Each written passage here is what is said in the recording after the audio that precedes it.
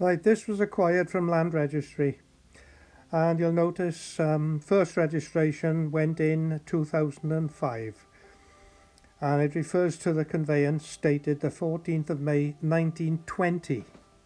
1920, made between Sir Raleigh Grey. Now Raleigh Grey, he's a gentleman, he was a bit of a philanthropist. Maybe that was his sister, Annie Trevelyan Grey, Robert Lewin Hunter, and Aitken and Morecambe. Aitken and Morecambe. Research shows they were scrap dealers, so I've no idea what connection they had here with this land. But there were restrictive covenants, and neither the original deed nor a certified copy or examined abstract thereof was produced on first registration. So BCBC didn't have any real evidence of entitlement. We've got references to the electric and water companies. They had the foresight to register their leases. This newspaper article is pretty much a description of Sandy Bay before anyone got greedy mitts on it, describing curlew, peewit, skylarks, and there was butterflies, fritillaries, red admirals, peacocks, common blues, coppers. It paints a picture of a paradise of nature, which is exactly what I'm trying to get with my information.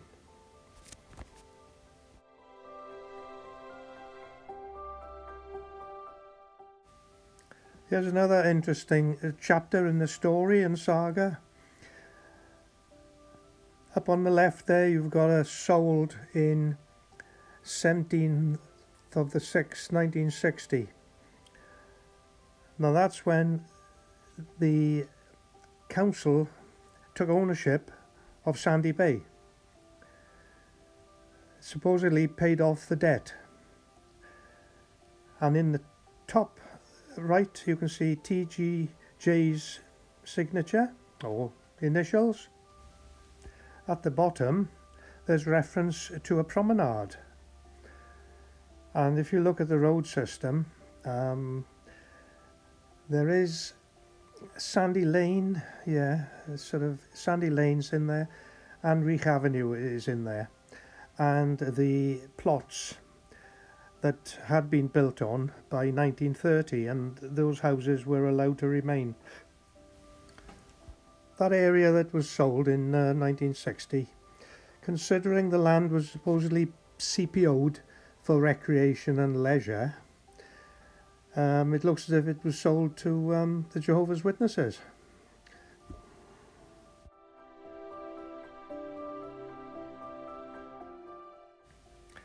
That company at the bottom of the page, Farmfield Land Company from Surrey, TGJ had to buy the land back. Any land that they had bought, they had to buy it back because, nobody could build on it. This is part of a 5-page decree and conveyance in trust to Porthcawl Urban District Council. It also involved the Board of Trade, who subsequently went on to assist Sir T.G. Jones after the King died, to claim and be awarded control or ownership of 256 acres, though no deeds ever existed from that period.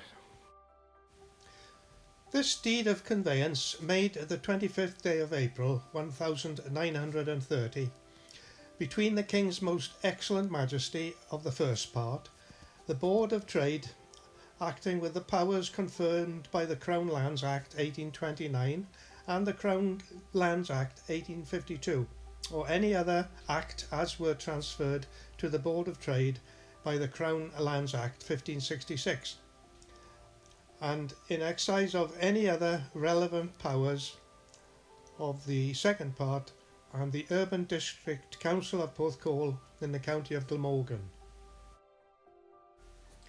Now this is a very important part of that decree, as it says, and also except and always usurping as aforesaid all rights of way and access to or over the premises hereby granted, now exiting by means of any public road, footpath, bridge, or other means, or by means of any road, footpath, or bridge shown on the said plan hereto annexed, as made and or intended to be made. Here's another map discovered in an attic. Note the date on the top left, 1928. This is what was planned before the King intervened. And it was a shared development between Sir Thomas George Jones and Mr. Where is he? Mr. Phillips. So what they did, they shared the land, so nobody had any advantage over the other.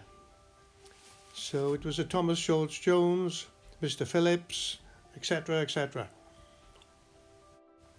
There we are, over on the right, another date, 5th of January 1984, likely brought out and displayed to a potential house buyer.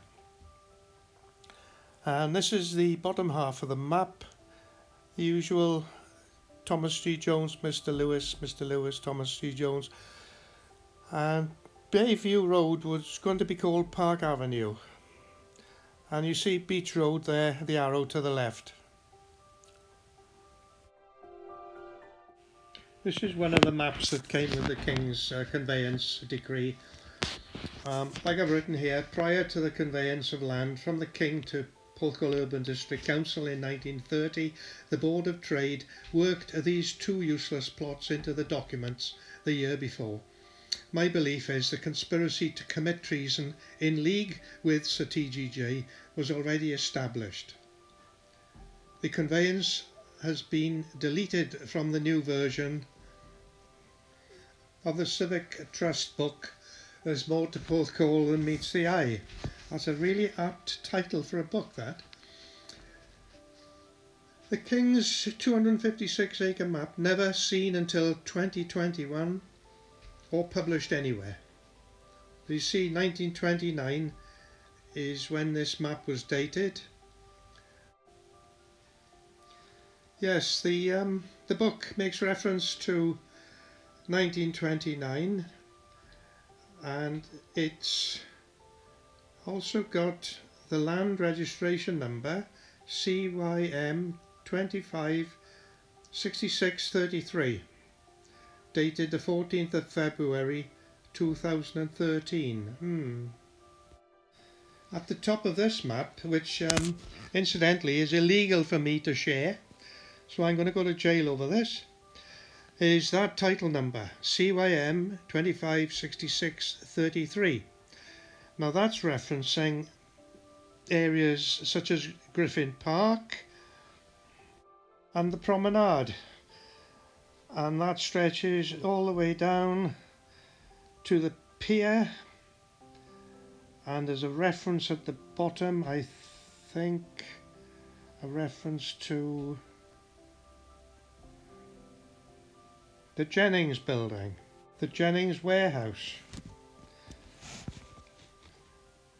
So they've included a cosy corner.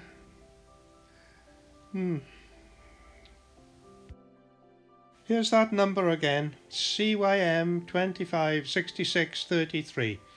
It looks to me as though they've used the King's conveyance, expanded on it to claim all that land on the previous map.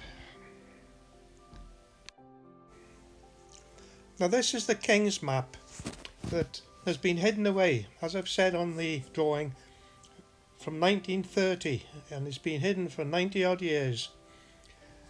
There were 2 or 3 white areas which were areas given dispensation by the King because they'd already been built on. This section here, it doesn't show houses because the map is from 1914.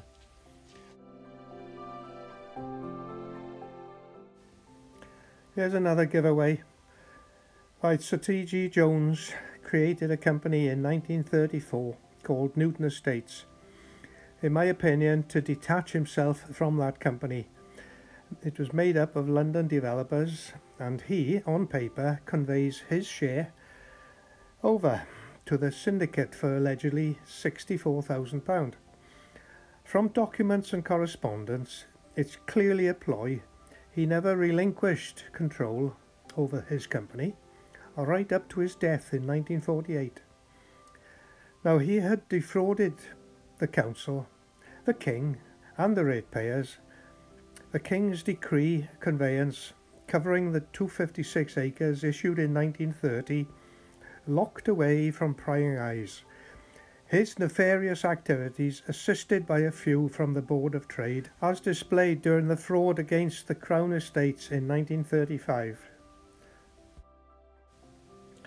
Now, this is the conveyance between Thomas George Jones and Newton Estates. It's dated 1935. At that time, there was a court case, and there was Sir T.G. Jones trying to get the ownership of 256 acres and the beach. It's very difficult for anyone to come to terms with this, that somebody is having this written out whilst there's a court case on, arguing the point as to whether he owns it or not. Also referring to the King's map, where they talk about the coloured pink. Well, it might have been colourblind. And together with the foreshores, coloured blue, which is the King's map. I don't think there's a dispute over that. This is my belief.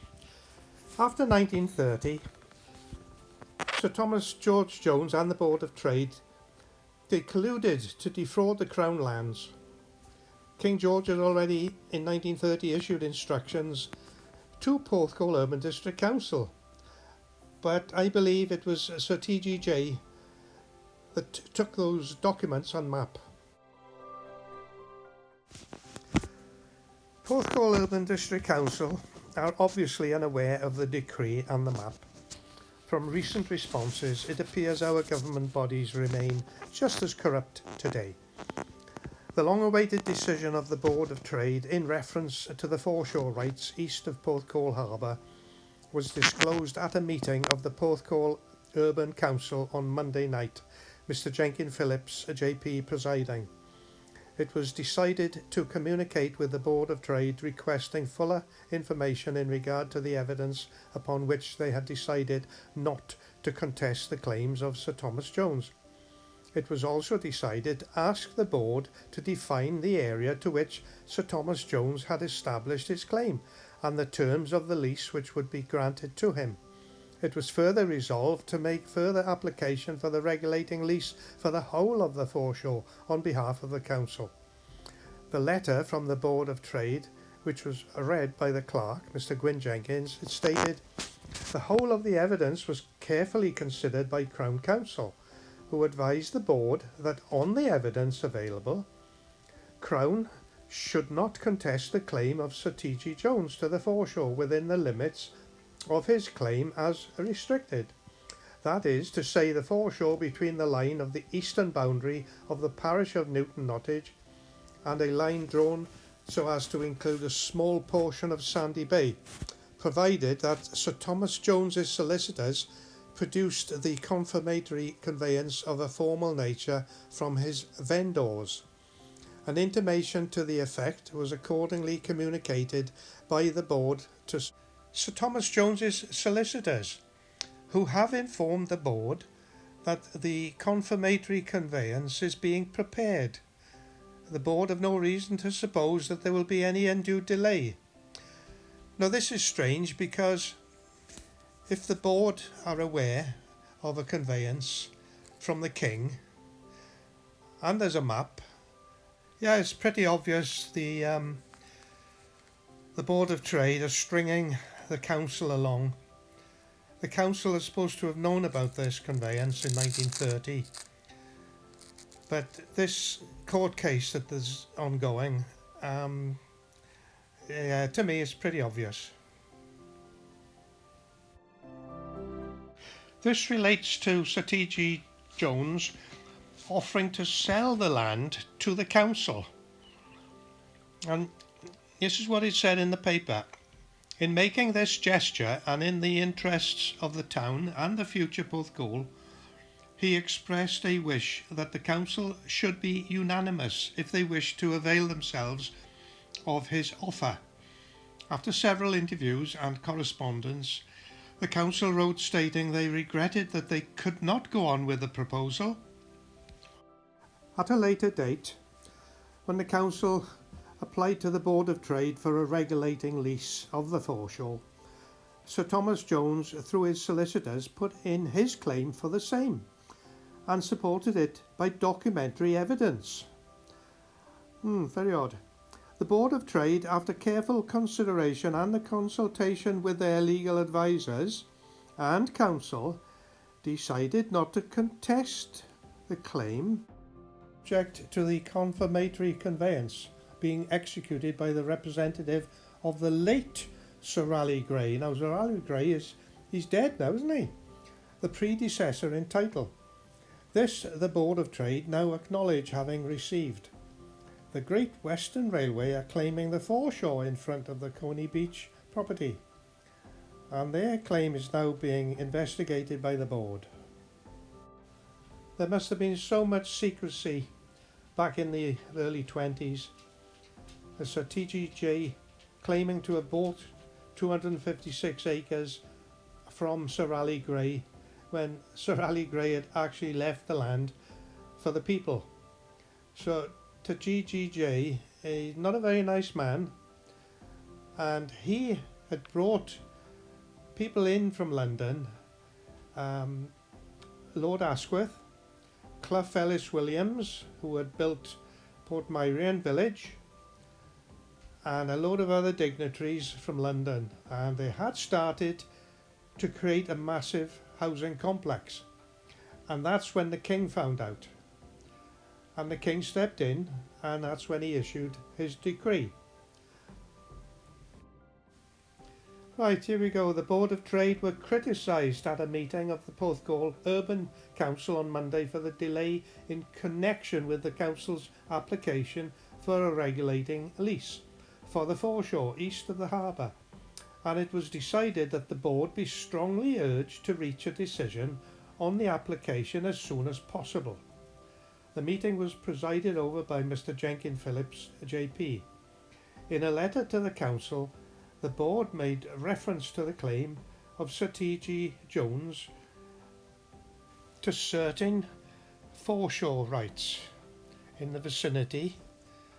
Now then, this is very confusing to most people. So we have the king issuing a decree, and they stopped all the building that was going on, and he gave responsibility to the council and the Board of Trade. And now we have Sir Thomas claiming he owns the land, and the Board of Trade are helping him win the court case. Now, Sir Thomas, the matter was being pressed forward with all possible speed, but further research might be rendered necessary on account of this new development. The board, in the letter, had indicated to Sir Thomas in which direction further evidence in support of his claim was required. Mr. John Clark observed that it was apparent the question of Sir Thomas G. Jones's proving his claim was going on forever, and from the tone of the letter, his impression was that the council were not being helped by the Board of Trade. Not surprising. If the board were going to suggest in which direction Sir Thomas had to move in order to support his claim, then he, as Mr. Clark, was of the opinion the council should do something, either by producing evidence or using other means to make some effort to rebut the claim. At a meeting which he addressed some time before becoming a councillor, he had thrown out certain hints regarding the need for the council to peruse the claim of Sir Thomas, although he had then been informed the Board of Trade would not allow such a thing. Why are they not allowing such a thing?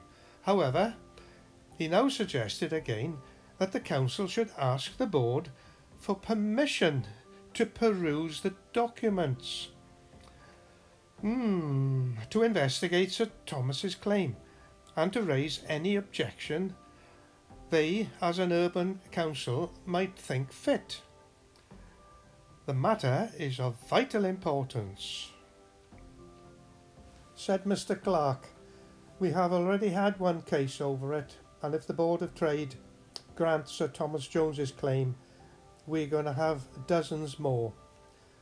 The chairman announced he had been informed by the legal clerk that suggestions made in the matter by the local Ratepayers Association had been submitted to the Board of Trade. There was a great deal to be said on the subject, added Mr. Phillips, but he doubted whether that evening was an opportune time. Now, bearing in mind what we know so far, that Sir Raleigh Grey had given the land to the people. He was actually in South Africa at the time, so the responsibility for that was probably with a legal rep. But in 1924, T.G. Jones is claiming to have bought the land, but there's no deeds anywhere, there's no receipts for that. So he got a crowd of people from London, started to build, put in Reach Avenue, started doing stuff over Beach Road, and then the King stepped in. Right, now then. Mr. Clark said, I understand the board was supposed to give Sir Thomas 3 months. That, I think, has expired. And what is happening is that they are simply going around fishing for evidence. Well, because they haven't got any. I move they be written to as strongly as possible and asked to expedite the matter with all possible speed. The motion was seconded by Mr. Edward Thomas, who said he believed the board should be asked to make a definite reply within 3 months. When put to the meeting, the motion was carried unanimously. The map you see here is a poor forgery of the King's map, or a type of representation of the King's map to include the Beach Road housing. Left uncoloured, as you notice. The Bayview Road also isn't in there. And some of the houses in Bayview Road aren't included in there. So it's a bit of a significant find. These houses at Beach Road were built after 1930 in contravention of the King's command. The area to the top right obviously hasn't got the borough's housing on. Now that was built in contravention of the King's decree. Yes, I think this map was produced for the benefit of people buying the houses. Here we are, we've got the bulk of the foreshore is now acknowledged to be included in the manorial rights of the Herbert Manor, belonging to Sir Thomas Jones. And his solicitors added in evidence the charter of Edward VI to Sir William Herbert. Now, this is the sort of thing that happened years ago. Crown land was dished out, and it would have been a bit of a cheek of Sir T.G.J. claiming Lord of the Manorship. I think I would have been pushing his luck a bit too far, that. Right, these memorandums refer to beach road properties, and as I've written, the common denominators in these memorandums are Mr. Debenham, Miss Ryan, the loan facility, the Royal Society of Musicians, and a fictitious lease dated 1926. Mr. Debenham was a solicitor representing the interests of Newton Estates. Of interest is the lease date 1926. Now 2005 would see a 99-year lease expire. BCBC never submitted any proof of conveyance to Porthcawl Urban District Council in 1960, as revealed in a Freedom of Information request, or even documentary evidence of the 1936 judgment from Crown Court that Newton Estates were awarded ownership of 256 acres of dunes, based on sworn testimonies from the Board of Trade and representatives of Sir Raleigh Grey. Now who the hell were they, I wonder?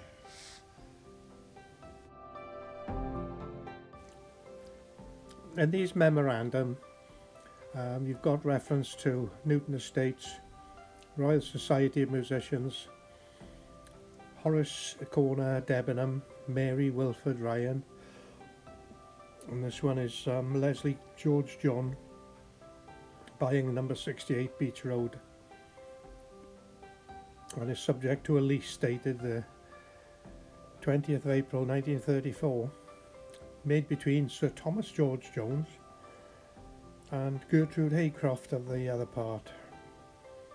The other one is 1959, again between Newton Estates, the Royal Society of Musicians, Horace Corner Debenham, Mary Wilford Ryan and William Lewis, buying 86 Beach Road, Newton. Now this is strange because it's subject to a lease dated November 1926, considering the houses weren't built until 1934. Very strange. It's a bit of an oddity. We've got on the 6th of October 1978 129 square metres of Wych Avenue, and they were conveyed to Middlemorgan County Council.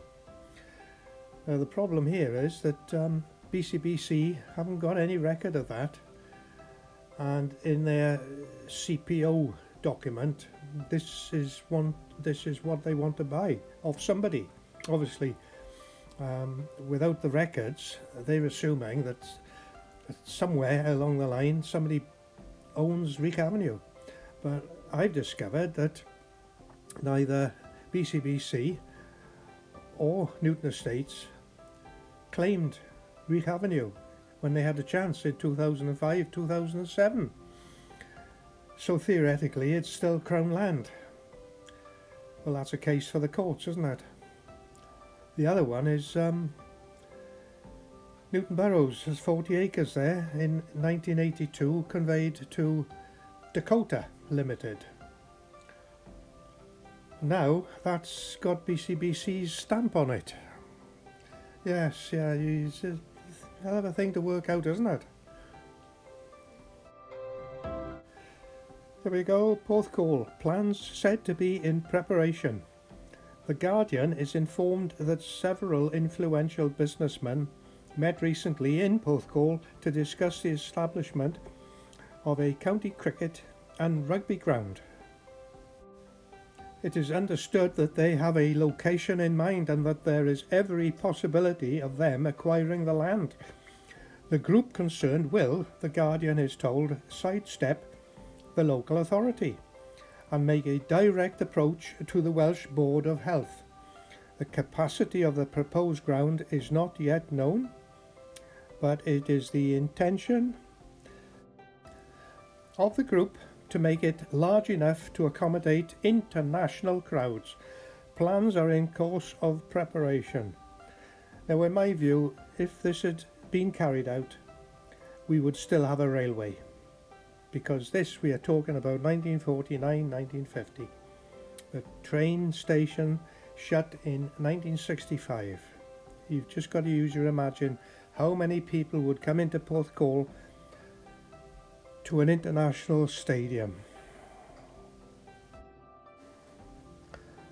Well guys, very depressing all this, isn't it? Very depressing. The story, the saga, it goes off in many different directions. Council trying to do this and that and lie and subvert the truth. I just wish it was an easy court case, but the sort of people involved in this, it's been happening for so long, and they've developed so many close relationships with all sorts of government departments. Jamie Wallace, they're untouchable. Altaf Hussain, oh, nobody's got time to read all that stuff. It's pathetic. The land registry, corrupt. Pedu, corrupt. Never seems to end.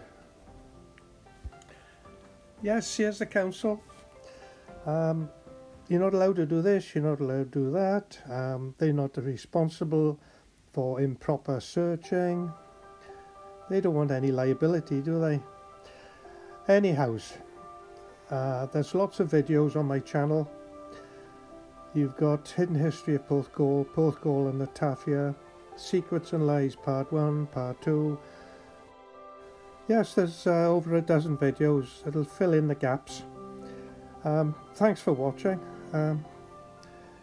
See, this is the sort of thing that's going to be destroyed. That's supposed to have been the stadium. What a waste.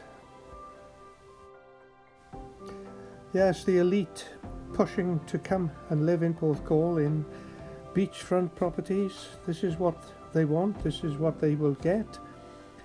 The problem is that's what they look out at, and the people on the beach are going to have to look back at something absolutely disgusting. Anyway, thanks for watching.